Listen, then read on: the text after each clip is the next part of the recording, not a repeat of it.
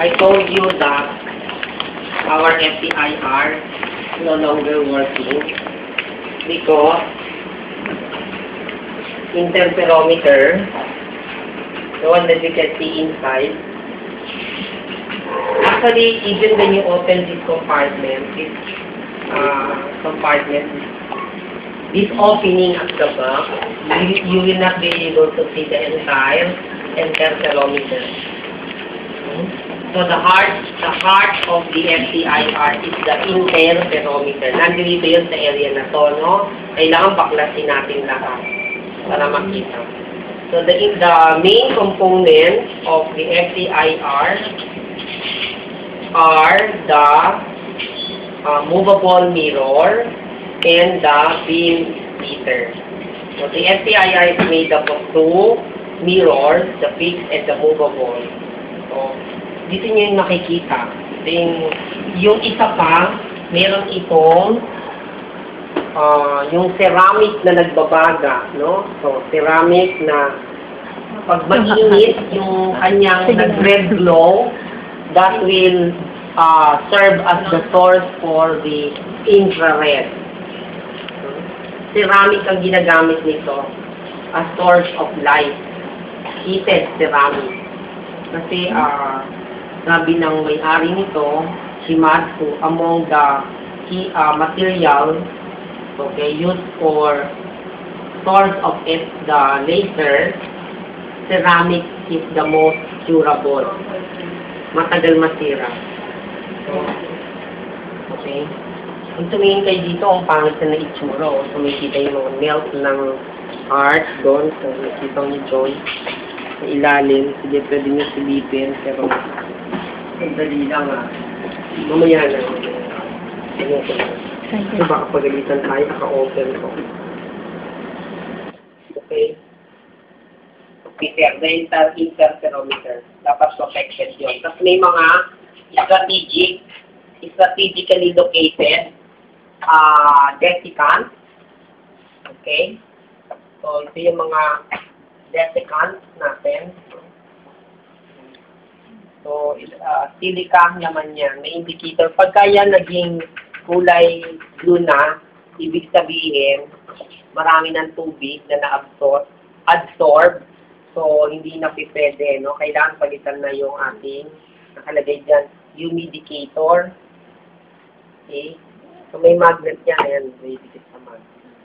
Ganyan lang kasi ang pangsara niya magnet. Okay. So, ito yung sample holder or compartment. Okay. Ito yung polystyrene film for wavelength or wave number check.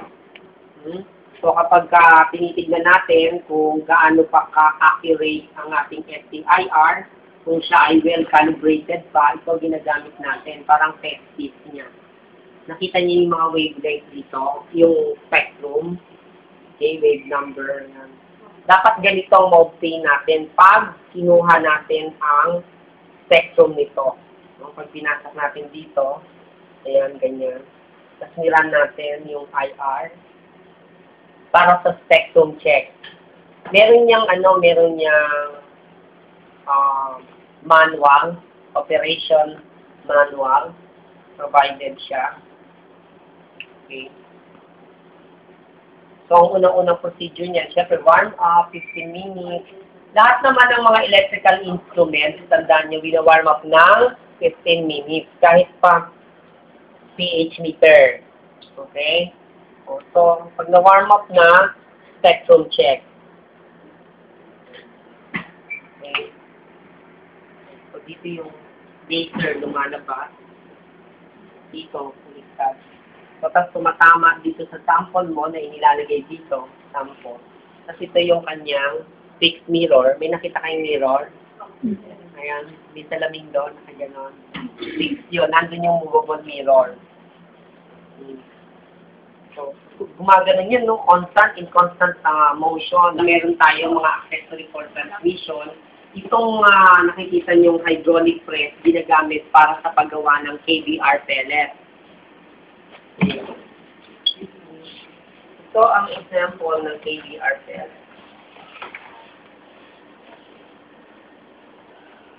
Na nagawa na. Michela, nakagawa kami dati. Yan. Yan yung pellet. Na nagawa na. Mga sample product. Kung hindi ka rin nakagawa niyan, tapos nasira yung FTIR, wala na. Wala nang may papakita sa inyo. Kumbaga, pasensya kayo kasi kayo, history na lang. Ha? Wala na, babaon na to sa libingan, ha? Ang parte na to ng history ng MCU. Kasi ang FTIR, alam nyo, kapag ka nasira ang kanyang interferometer, hindi mo na yan may papaayo. Bibili ka na ng bago. Okay? Hindi na pwede sa kanya yung heart transplant. Iba klase yung heart niya. Heart.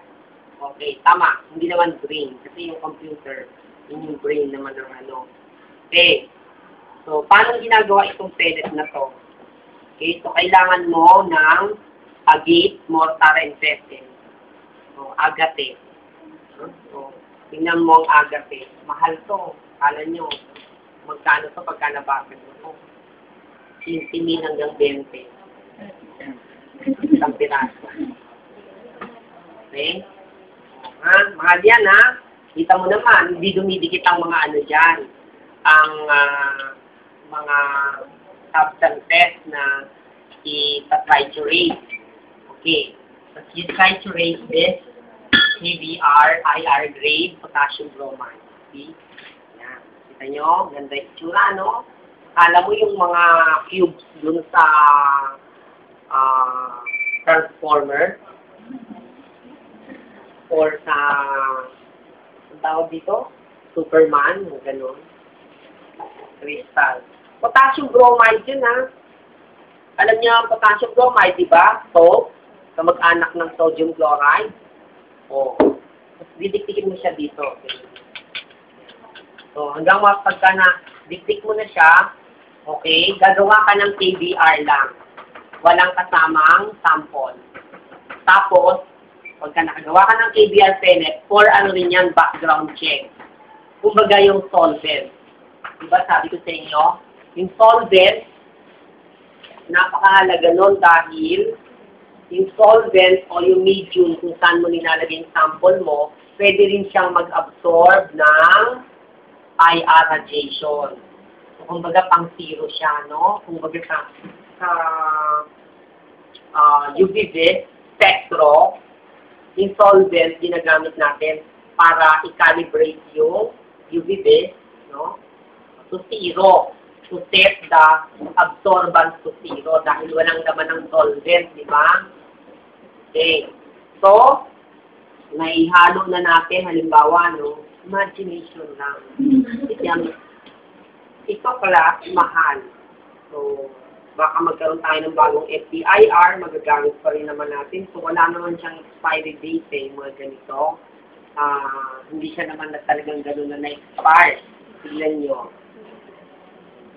Okay? So, nahalo na natin mabuti. So, ilalagay na natin siya ngayon sa ating pelletizer. So, ang pelletizer natin ay binubuo ng O-ring and the dye. Ang O-ring, itong bilog, di ko na ililit pa. Ito, ganito. The O-ring. Itong O-ring. Tapos itong mga dye. Yun, yung mga parang maliliit na yun. Yan ang dye. O, ngayon,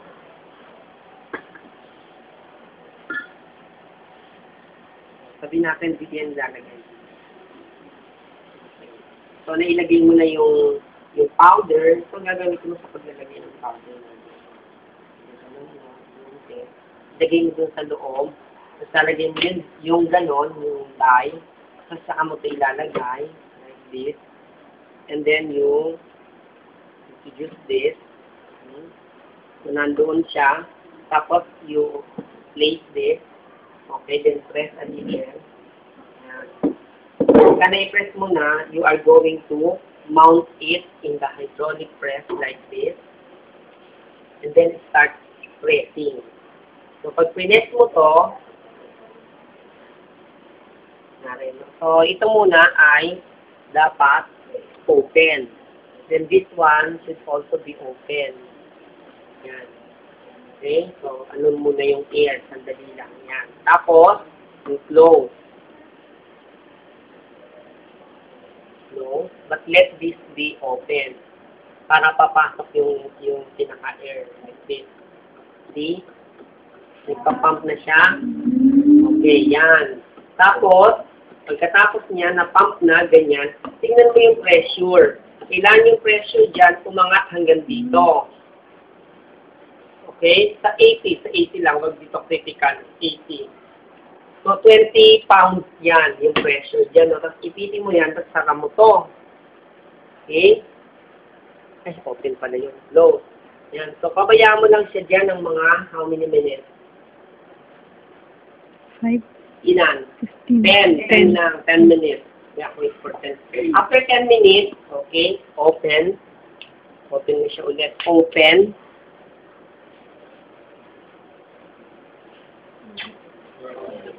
Get na siya.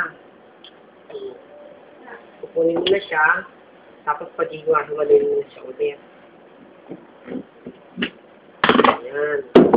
Tapos kukunin mo na yun dito, yon. Hindi ko lang nilagay no? Kunin mo. Pag-iwalayin mo rin yon. Nahiwalay mo yon, na ito yung nasa loob niya. This one. Okay? O, saan ang gagawin mo dito? So, parang yan yung prata. Okay? So, lalagay mo na ito ngayon doon sa sample compartment. Sample, ano yan? Compartment.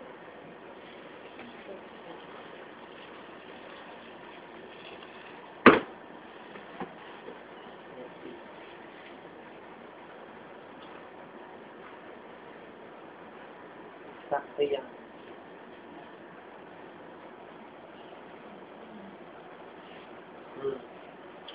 Diba? So, pag nailagay mo na, sarado mo siya.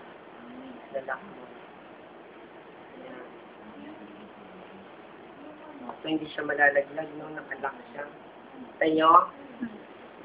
Kanya ipapasok dito.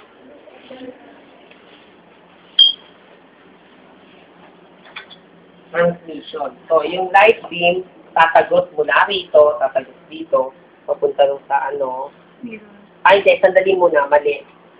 Dito pala yung sa mirror. Dito. Dito nang gagaling. Tatagot dito. Dito binabasa. Ito gumagawa ng beam. Hindi dito. Mali Dito. So, patagot dito, dito binabasa. Direct sa computer. Yung information. Okay? Na masisense ng individual, pati mga babae. Kaya marami kong mga natira nito. Kasi nga marami kong mga pinagawa. So kung 30 sila, 30 yung ganun. Hindi lang yung potassium bromide, may kasama yung aspirin. Ginamitan ko ng aspirin yan. Kaya pangit. Pero pag potassium bromide lang, ang ganda ng crystal, clear na clear. May aspirin kasi yun. Nakamix yung aspirin. So this is the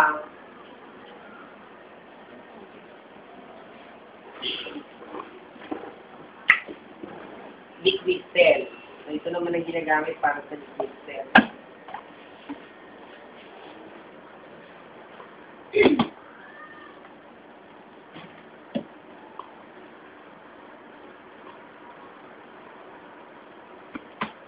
Kung mag-assemble ka ng liquid cell, ito ang sodium chloride.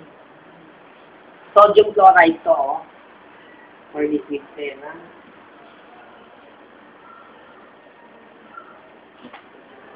Tingnan nyo, pangit no. Hindi na ito pwedeng gamitin kasi marami ng baku-bako. See? So, pag bumili tayo ng bagong FTIR, bago na rin ito. Ganito. Kung may ganito pa. Pero kung wala na, alam nyo, kaya ito pinili ni Dinong, the late Dinong, kasi mas maganda kasi yung transmission technique kaysa sa reflectance. Yung reflectance kasi walang kahirap-hirap gawin Pero ito, at least makita niyo na may ganito pa ng technique. Gusto niyo malaman na sodium chloride to? Sodium chloride, tikman niyo. Atin to, sodium chloride. Oo. Dito yan,